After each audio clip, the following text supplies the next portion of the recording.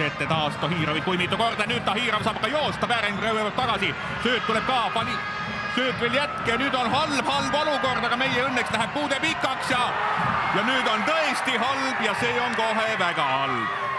Ja vaata, kust poolt tahad, me oleme Tadžikistani vastu jäänud 0-1 kaotusseisu. Rõõmu tunnevad need mehed, meie mitte. Ja, et siin on, Tadžikid on näidanud seda teravust, et nagu ma ütlesin, et siin ikkagi pressingu suhtes on okei, et me katame tsoone, tuleb muuta agressiivsemaks ja praegu ka Alo Päringup ongi üks omadus, milles võib jätada lihtsalt kiirus ja seda kasutas vastane praegu väga hästi ära.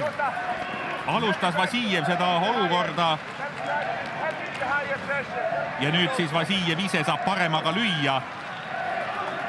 Me näeme ka, kui enesekindlalt mängivad, et siin ka oleks võinud kohe löögile minna, aga ikkagi teeb siin lisapuuted ja otsib seda paremat positsiooni, lööb ära, nii et liiga vähe jõud ja selleks oleks kasti jäänud, et väga halb olukord meie poolt, et väga lihtsalt lasime ikkagi vastasele värava lüüa. Ja Tahirov oli mees, kes andis kannasöödu Fatkulojevile, vaatame siin veel ja Fatkulojev jätkab Vasiljevi suunas, Vasiljev saab seal ka sättida ning siis juba pall õnnetuseks väravasse läheb, tuleb Enar Jääger küll vastu, aga läks see nüüd Jäägeri jalgade vahelt lausa.